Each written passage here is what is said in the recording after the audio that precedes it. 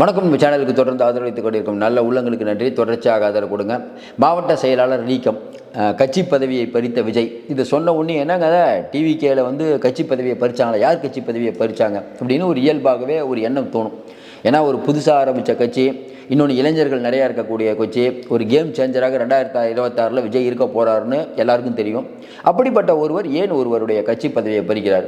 ஏன்னா கட்சி பதவியை பறிக்கிறதை தாண்டி இந்த மாதிரி விஷயங்களுக்கு கடுமையான நடவடிக்கை எடுத்தால் தான் பெண்களின் ஓட்டு விஜய்க்கு கிடைக்கும். அந்த வகையில் விஜயுடைய செய்கை பாராட்டு ஃபஸ்ட்டு ஒன்று. இன்னும் குறிப்பிட்டு சொல்லணுன்னா, விஜயை தவிர்த்துட்டு யாரும் அரசியல் பண்ண முடியாது. பல கருத்து கணிப்புகள் அதை பற்றி தான் வந்துட்டு இருக்குது. இன்றைக்கி 2026 யாரோட கூட்டணி வைக்கலாம் அப்படின்ட்டு செங்கோட்டையன், புசி ஆனந்த், ஆதவ அர்ஜுனா தலைமையில் ஒரு டீம் அநேகமாக ஃபார்ம் பண்ணிடுவாங்க பொழுது கூட்டம் நடந்துட்டு இருக்குது. இது அடுத்து என்ன பண்ண போகுது? ஏன்னா டிடிவி தினகரன், ஓபிஎஸ் இவங்களெல்லாம் சேர்க்க போகிறாங்களா? ஏன்னா அவங்கெல்லாம் அமித்ஷா விடுவாரா? இல்லை ஐயா சின்னையா 2 பேரும் சின்னையா பிஜேபி கூட போயிட்டார், ஐயா அமைதியாக இருக்கார், திமுக கூட்டணிக்கு போவாரா? இல்லை விஜய்கிட்ட வருவாரா? விஜய்கிட்ட எந்த கட்சி தான் வரும்? இல்லை காங்கிரஸ் வரப்போதா? இல்லை தனியாக தான் நிற்க போகிறாரா? இது மாதிரியான கேள்விகள் இன்றைக்கி அரசியல் அரங்கில் பரபரப்பாக பேசிகிட்டு இருக்கோம். இப்போ நீங்கள் உங்களுக்கு தெரியும், ஊரில் விஜய்க்கு எவ்வளோ மாசு இருக்குங்கிறது உங்களுக்கு தெரியும். ஏன்னா சில ஊரில் பார்த்தீங்கன்னா இன்னும் அதிகமாக இருக்கும், சில ஊரில் கம்மியாக இருக்கும். ஆனால் எல்லா ஊர்லேயும் ஆள் இருப்பாங்க. இன்னொரு பக்கம் பார்த்தீங்கன்னா ஜனநாயகன் படத்தை அடிக்கிறதுக்கு பராசக்தியை வச்சு ஜனநாயகன் படத்தை அடிக்கலாம் அப்படின்ட்டு இன்றைக்கி திமுக ஒரு பெரிய பிளான் போயிட்டுருக்காங்க. நமக்கு தெரியல, நாங்கள் படம் அவ்வளோவா பார்க்குறதில்ல. கேள்விப்பட்டவருக்கு ஜனநாயகன் நல்லா ஓடும் தான் எல்லோரும் சொல்கிறாங்க. ஏன்னா கடைசி படம் வேறு, விஜய்க்கு ஒரு பெரிய மாசு இருக்குது. சிவகார்த்திகேயன் விஜய் அளவுக்கு வளரலன்னு நான் நினைக்கிறேன். அதனால் அந்த படத்தை வச்சு இவங்க ஜனநாயகன் அடிக்க முடியுமா? இப்படி பல்வேறு விதமான கேள்விகள். இன்னும் குறிப்பாக சொல்லணும்னா, சட்டம் ஒழுங்கு சீர்கேடில் ஆரம்பித்து பெண்களுக்கு எதிரான பிரச்சனைகள், நிதி நிலைமை மோசம், அரசு ஊழியர் பிரச்சனை, ஆசிரியர் பிரச்சனை, மேகதாது அணை பிரச்சனை, 10 லட்சம் கோடி கடன், பொறுப்பு டிஜிபி பிரச்சனை, இடி எப்போ வரும்னு தெரியாமல் இவங்க முடிச்சிட்டு இருக்காங்க. இன்னொரு பக்கம் தம்பிகள் மேலே வழக்கு பாய போகிறதா சொல்கிறாங்க. சிபிஐ விசாரணை டாஸ்மார்க் வழக்கில் உள்ளே வரப்போகுது. 41 பேர் வழக்கில் செந்தில் பாலாஜிக்கு பிரச்சனை வரப்போதா சொல்கிறாங்க. இவ்வளவு பிரச்சனைகள் இருக்கும் போதும் மறுபடியும் 200 வெல்வோம் அப்படின்ட்டு திடீர்னு போட்டு நெல்லையில் போயிட்டு பார்த்தீங்களா ஒரு வரலாற்று சாதனை படைத்து விட்டேன்னு சிஎம் வீடியோலாம் போடுறாரு. இப்படிப்பட்ட சூழ்நிலையில் களம் எப்படி இருக்கிறது, அதை பற்றி தான் பார்க்க போகிறோம். தொடர்ந்து நம்ம நிகழ்ச்சிக்கு நிறைய ஆதரவு கொடுத்துட்ருக்கீங்க. எந்த விஷயனாலும் உங்கள் கருத்துக்களை சொல்லுங்கள். அது நல்லதாக இருந்தாலும் சரி, நான் பேசுகிறது தவறாக இருந்தாலும் சரி, கருத்தை சொல்லுங்கள். சரி, இப்போ விஜய் யாருடைய பதவியை பறித்தார்? நாமக்கல் மாவட்ட செயலாளர் செந்தில்நாதன் அவருடைய பதவியை விஜய் பறிச்சிருக்காரு. என்ன காரணம்?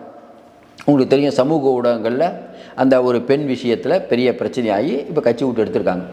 ஏன் இதை சொல்ல வரோம்னா, இன்றைக்கி ஒரு மாவட்ட செயலாளரை ஒரு புதிய கட்சி நீக்கணும்னா 1000 யோசிக்கும். இப்போ தான் போட்டிருக்கோம். தேவையில்லாமல் நீக்கினோம்னா இவரை வச்சு திமுக பார்த்தீங்களா விஜய் கட்சியில் நடக்கிறதெல்லாம் என்ன நடக்குதுன்னு இவரை வச்சு ஒரு வீடியோ போட்டாலும் பண்ணுவாங்க. இந்த விஷயத்தை பண்ணாதவங்களாம் இல்லை, பண்ணுவாங்க. அவரே பேசலைனா கூட பேச வச்சு பண்ணுவாங்க. இன்னும் பலவிதமான விஷயங்கள்லாம் வரும். இதெல்லாம் பரவாயில்ல, ஒரு தப்பு நடந்திருக்கு, உடனே நடவடிக்கை, அது சரியான மூவ். ஏன் இதை சொல்கிறேன்னா, இன்றைக்கி விஜய் அவர்களுக்கு மிகப்பெரிய அளவுக்கு பெண்கள் ஓட்டு விழப்போகுது, அப்படி தான் கருத்து கணிப்பெல்லாம் வருது. அப்போ பெண்களுக்கு எதிரான அந்த குற்றங்கள், பெண்கள் சம்பந்தமான பிரச்சனை, இதெல்லாம் ஈடுபடுறவங்களுக்கு கடுமையான தண்டனை. கட்சியில் இடம் இல்லைன்னு அவங்க சொன்னது, அடிப்படை உறுப்பினர்லேருந்து நீக்கினது ஒரு நல்ல முடிவாக நம்ம பார்க்குறோம். கொஞ்ச நாளைக்கு முன்னாடி திமுகவுடைய வட்ட செயலாளர் ஒரு கணவனை இழந்த பெண்ணை பாலியல் பிரச்சனை பண்ணி ஃபோட்டோ எடுத்து அது ஒரு பெரிய பிரச்சனையாகி எஃப்ஐஆர் கூட போடாமல் அதை பெரிய அளவுக்கு தாமதம் படுத்தி பெரிய அளவுக்கு பிரச்சனையாகி பழனிசாமிலாம் அறிக்கை விட்டு அதுக்கப்புறம் தான் எஃப்ஐஆரே போடுறாங்க. அதற்கு பிறகு இன்னொரு விஷயம் நம்ம பார்த்தோம்னா, இது பலதரப்பட்ட விஷயம்லாம் வந்துட்டு இருக்குது. நமக்கு அது பேசுகிறதுக்கு கஷ்டமாகுது. அந்த அளவுக்கான பிரச்சனைகள் நம்ம பார்த்துட்ருக்கோம். இதுக்கு முன்னாடி பார்த்திங்கன்னா, அதிமுகவில் மாவட்ட செயலாளர் ராமநாதபுரம் மாவட்ட முன்னாள் அமைச்சர் மணிகண்டன் அவர்களுக்கு சின்னத்துறை நடிகை ஒருத்தர் பண்ணி அது பாலியல் பிரச்சனை பண்ணி அவர் ரொம்ப நாள் கட்சி விட்டு எடுக்காமலாம் இருந்தாங்க. இப்படி பல விஷயங்கள் ஓடிட்டு இருக்கும்போது ஒரு துணிச்சலான நடவடிக்கை விஜய் எடுத்திருக்காரு. நாமக்கல் மாவட்ட செயலாளரை மாற்றியது ஒரு நல்ல நடவடிக்கை. இன்றைக்கி சோஷியல் மீடியாவில் பேசுகிறவங்க கூட பரவாயில்லப்பா, அப்படி ஒரு வேளை எடுக்கலன்னு வச்சுக்கோங்களேன், என்னப்பா எல்லாருக்கும் புத்தி சொல்கிறீங்க, உங்கள் கட்சியிலே எப்படியான்னு கேட்க ஆரம்பிச்சிருப்பாங்க. அதை விஜய் உடனடியாக நடவடிக்கை எடுத்தது உண்மையிலேயே பாராட்டு. இன்னொரு பக்கம் பார்த்திங்கன்னா, விஜய் அவர்களை அடுத்து எப்படி காலி பண்ணலான்ட்டு ஜனநாயகன் படத்துக்கு வேட்டு. ஜனநாயகன் படத்தை முதல்ல சன் பிக்சர்ஸ் வாங்குறேன்லாம் சொல்லிட்டு இருந்தாங்க. எல்லோரும் பயந்துட்டு இருந்தாங்க, ஏன்னா சன் பிக்சர்ஸுக்கு கொடுக்க போகிறாங்களேன்ட்டு. அதுக்கப்புறம் பார்த்தா ஜி தமிழ் வாங்கியிருக்காங்க. ஒரு நல்ல முடிவு தான். கரெக்டாக அந்த ப்ரொடியூசர் வேலை பார்த்துருக்காருன்னு நினைக்கிறேன். ஏன்னா சன் டிவி இன்றைக்கி எந்த அளவுக்கு விஜய் இருட்டடி பண்ணுறாங்கிறது நல்லா தெரியும். நடுநிலை அப்படிங்கிற போர்வையில் விஜயை பற்றியான செய்தி வந்தவுடனே ஒரு 4-5 பேரை உட்கார வச்சுக்கிட்டு தொடர்ச்சியாக விஜய் ஆட்கள்னு ஒரு ஆளை போடுவாங்க. அவர் எதுவும் பேசவே மாட்டார். பேச தெரியாத ஒருத்தரை போட வேண்டியது. எல்லோரும் சேர்ந்து அந்த ஆளை போட்டு அடின்னு அடிக்க வேண்டியது. திமுக மாதிரி சமூக நீதி நிலைநாட்டுற கட்சியே இல்லை. விஜய்லாம் வேலைக்கே ஆக மாட்டார். அவரெல்லாம் ஜெயிக்கவே முடியாதுங்க. எப்படிங்க ஜெயிப்பார்? பேசுகிறவங்கள பார்த்தீங்கன்னா விஜய் எப்படிங்க ஜெயிப்பார்? 10%, 5%, அதிகபட்சம் 20% வச்சு எப்படிங்க ஜெயிப்பார்? நம்ம என்ன கேட்குறோம், தேர்தல் இப்போ வரப்போகுது, வேட்பாளரே இன்னும் போடல. அதே தான் நீங்களும் சொல்கிறீங்க. வேட்பாளருக்கு ஒரு அப்படி சொல்கிறீங்க, வேட்பாளருக்குன்னு ஒரு செல்வாக்கு இருக்குது, ஜாதி அரசியல் இருக்குது, பண அரசியல் இருக்குது, எல்லாத்துக்கும் மேலே தேர்தலில் ஒரு பெரிய அலை அடிக்கும். திமுக வேணுமா வேணாமாங்கிற தேர்தல் அது, அதானே முக்கியம். திமுக வேணுங்கிறவங்க எவ்வளோ பேர் நீங்களே பார்த்துட்டு நீங்கள் சொல்லுங்கள். திமுக வேணும்னா எத்தனை பேர் ஆமாம்பாங்க? திமுக வேணாங்கிறவங்க அதிமுகவுக்கு தான் ஓட்டு போடுவாங்கன்னு எப்படி சொல்ல முடியும்னு விஜய் தரப்பு கேட்குது. நியாயமான கோரிக்கை தானே. திமுகவுக்கு மாற்று அதிமுகங்கிறத பெரும்பாலான மக்கள் ஏற்றுக்குவாங்கன்னு பழனிசாமி சொல்கிறாரு. அதெல்லாம் ஏற்றுக்க மாட்டாங்க, நான் வந்துட்டேன், நான் தான் இருப்பேன்ட்டு விஜய் சொல்கிறாரு. இது கடைசி நேரத்தில் தான் முடிவாகும். இப்போ போயிட்டு விஜய் ஒன்றும் இல்லைன்னு தொடர்ச்சியாக இவங்க சொல்கிறது எதுக்குன்னா, பெரும்பாலான இடங்களில் கருத்து கணிப்பு பார்த்தீங்கன்னா விஜய்க்கு ஆதரவாக வருது. ஒரு வீட்டில் 10 ஓட்டு இருக்குது, 10 ஓட்டு விஜய்க்கு போகிறோம். பெண்களுடைய பேச்சு இதெல்லாம் பார்க்கும்போது என்னென்னா, இது இன்னொன்று என்னென்னா, இந்த பேசுகிறவங்க யாருமே பெருசாக அரசியல் தெரியாதவங்க. நீங்கள் பாருங்களேன், நம்ம என்ன சொல்கிறோம், அரசியல் தெரியாதவங்க இருக்கலாம், அவங்களுக்கு ஓட்டு இருக்குல்ல. அரசியல் வேணால் தெரியாமல் இருக்கலாம். வெளியில் போனால் குண்டும் குழியுமான சாலைகள் மோசமாக இருக்குது, இவங்க கொள்ளடிக்கிறது அரசியல் புரசலாக காதில் விழுது, பெண்களுக்கு பாதுகாப்பு இல்லைன்னு உங்களுக்கு தெரியுது, சட்டம் ஒழுங்கு சீர்கேடுன்னு தெரியுது, ரேஷன் கடையில் நடக்கக்கூடிய தில்லுமுள்ளு தெரியுது, எல்லாருக்கும் தெரியுது இல்லை. இவங்க சமையல் எண்ணெய் விலை, அது விலை, இதெல்லாம் குறைக்கிறோம் நாங்களே, குறைச்சாங்களா, இதெல்லாம் தெரியும்ல. இதெல்லாம் தெரிஞ்சிட்டு இருக்க ஒருத்தரை நீங்கள் எப்படி ஏமாற்ற முடியும்? அப்புறம் ஓசி பஸ்ன்னு சொல்லி அவங்களை இழிவுபடுத்துறது தெரியுமா தெரியாதா? பொன்முடி அவர்கள் இழிவான பேச்சை வீடியோவில் பார்க்குறாங்களா இல்லையா? வீடியோவில் பார்க்கலனா கூட பெரிய அளவுக்கு வைரல் ஆகுது. அந்த வைரலான வீடியோ கண்ணில் படுதா இல்லையா? அந்த கண்ணெலாம் பட்டதுக்கப்புறம் அவங்களுக்கு எப்படிங்க ஓட்டு போட மனசு வரும்? அதே பொன்முடியை தூக்கி நீங்கள் பதவி கொடுக்குறீங்க. செந்தில் பாலாஜியை தியாகிங்கிறீங்க. செந்தில் பாலாஜியை பற்றி ஊரே பேசுது, ஆனால் அவருக்கு தியாகிங்கிறீங்க. அப்போ இதெல்லாம் விஜய்க்கு ஒரு அட்வான்டேஜாக இருக்குமா இருக்காதா? நம்ம தொடர்ந்து எதாவது சொல்லிட்டு இருக்கோம். சார் 2 பேர் ஆண்டிங்க, ஒருத்தர் புதுசாக வர்றார், அவரை பேச விடலைங்கிறது மக்களுக்கு, பார்க்குற மக்கள் எப்படி நினைப்பாங்க? இப்போ கரூர் சம்பவத்துக்கு பிறகு விஜய்க்கு ஏன் மவுஸ் ஏறுதுன்னா, என்னப்பா அது பேச வர்றாரு, அவர் இவ்வளோ பிரச்சனை பண்ணி இத்தனை பேரை கொள்றதுக்கு அப்படிங்கும்போது மக்கள் வேறு விதமாக யோசிக்க தோன்றாங்க. இது தெரியாமல் திமுக இருக்குது, ஆனால் கண்டிப்பாக தெரியும். அவங்களுக்கு ஒரு பயம் விட்டது. விஜய் எப்படா அடக்கலாம், தீய சக்தின்னு சொல்கிறாரா, அவங்களுக்கு எரிச்சல் தாங்க முடியல. ஏற்கனவே ஜெயலலிதாமா இறந்தவொன்னே மகிழ்ச்சியாக இருந்தோம், பரவாயில்லப்பா இந்த அம்மா போயிட்டாங்க, பிரச்சனையே இல்லை, ஒரு பெரிய ஆளுமை இல்லைங்கும் போது இன்னொருத்தர் வரார். அதாவது இயற்கை தனக்கான தலைவரை தேடிக்கொள்ளும். எப்பயுமே சொல்லுவோம், இந்த வெற்றிடம்ங்கிறது இருக்காது, யாரோ ஒருத்தர் வருவார். அதிமுக எடப்பாடி பழனிசாமி வந்தார், யாரும் நினச்சாங்களா? அதேமாதிரி விஜய் வந்திருக்கார்.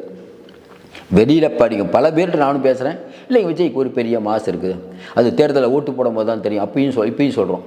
ஆனாலும் ஒரு பெரிய மாசு இருக்குது. ஆனால் நீங்கள் பண்ணுறது என்ன? ஒரு பக்கம் உதயநிதி ஒன்று பேசுகிறாரு, நேற்று ஒன்று பேசுகிறாங்க, இன்றைக்கி ஒன்று பேசுகிறாரு, சேகர் பாபு ஒன்று பேசுகிறாரு, மாசு ஒன்று பேசுகிறாரு.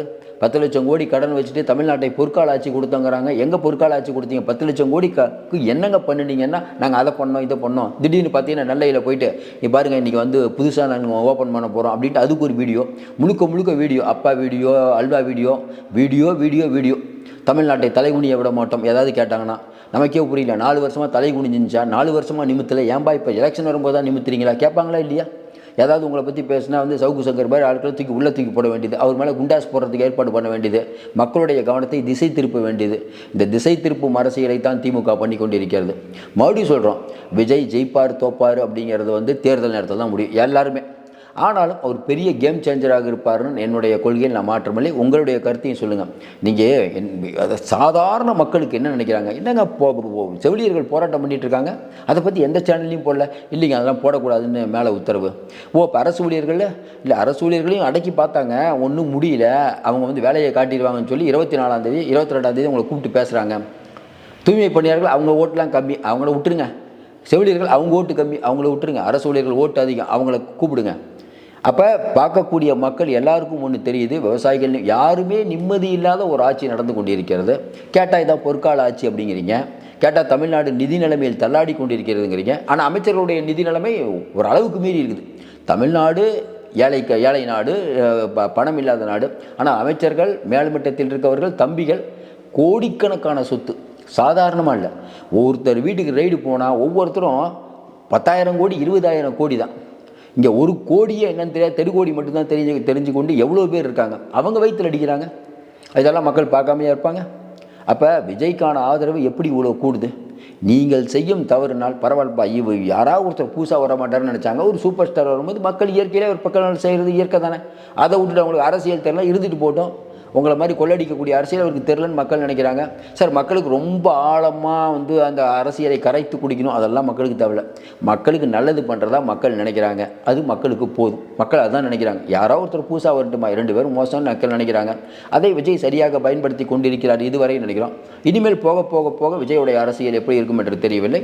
ஓரளவுக்கு நல்லா தான் பண்ணுவார் நம்ம எதிர்பார்க்குறோம். பல காய்களை நவுத்தி கொண்டு இருக்கிறார், அவருக்கும் தெரியல அரசியல். ஆனால் அவரை தனிமைப்படுத்துவதற்கு அமித்ஷா ஏகப்பட்ட வேலை பார்க்குறாரு. டிடிவி, ஓபிஎஸ் யாரையுமே அவர் கூட சேரக்கூடாது. இப்போ விஜயுடைய யார் சேர்றதுக்கான கட்சி இருக்காங்க, நல்லா யோசனை பாருங்கள். இப்போ தேமுதிக பிஜேபிகிட்ட பேசிகிட்டு இருக்காங்க, திமுகட்டையும் பேசுகிறாங்க, பிஜேபிகிட்ட போயிடுவாங்க. ஐயா 2 பேர்ட்டையும் பேசிகிட்டு இருக்காரு, அந்த பக்கம் தான் போகிறதுக்கான வாய்ப்பு இருக்குது. ஏன்னா எல்லோரும் என்ன நினைக்கிறாங்கன்னா, இங்கே போனால் விஜய் கட்சிக்கு போனால் சீட்டு கிடைக்கும், அங்கே போனால் நோட்டு கிடைக்கும். இன்னொன்று அமித்ஷாட்ட தேர்தல் ஆணையம் இருக்குது, எல்லாமே அவங்ககிட்ட இருக்குது. அப்போ அதை வைத்து அமித்ஷா பல மேட்சுக்கு நிகழ்த்துவார். உண்மைதான், விஜய்கிட்ட ஒன்றும் இல்லை, முகம் மட்டும்தான் இருக்குது. அந்த விஜய் பக்கம் போகிறத தடுப்பதற்கான வேலையை பிஜேபி ரொம்ப தீவிரமாக பண்ணிகிட்டு இருக்காங்க. ஏன்னா அவங்கக்கிட்ட இருக்கிற இடி, சிபிஐ உள்ளிட்ட அமைப்புகள் ஏதாவது அந்த பக்கம் போனீங்கன்னா, தினகரன் அங்கே போகிறேன்னா கேஸ் போட்டுருவாங்க, அவ்வளோதான். பிரேமலதா அங்கே போகிறாருன்னா பல சிக்கல்கள் கொடுப்பாங்க. இந்த பக்கம் திமுக பணத்தாலேயே அடிப்பாங்க.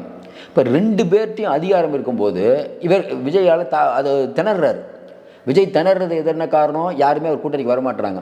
விஜய் ஆளுங்க என்ன சொல்கிறாங்க, யாருமே கூட்டணிக்கு வரலைன்னா நல்லதுங்க, பழைய ஆட்களே எனக்கு தேவையில்லை, ஊழல்வாதிகள் எங்களுக்கு தேவையில்லை, எங்கள் தளபதி தனியாக இன்னும் ஜெயிப்பாருங்கிறாங்க. மறுபடியும் நம்ம சொல்கிறோம், அது காலம்தான் முடிவு செய்ய வேண்டும். ஆனால் விஜய்க்கு ஒரு பெரிய மாசு இருக்கிறதா நான் உணர்றேன். இந்த மாவட்ட செயலாளர் நீக்கியது மிக மிக அருமையான முடிவு. அதை பற்றி உங்கள் கருத்தை சொல்லுங்கள். தொடர்ந்து நிறைய அண்மை தகவலை தந்துட்டுருக்கோம். தொடர்ந்து ஆதரவு கொடுங்கள். மீண்டும் சந்திப்போம். நன்றி.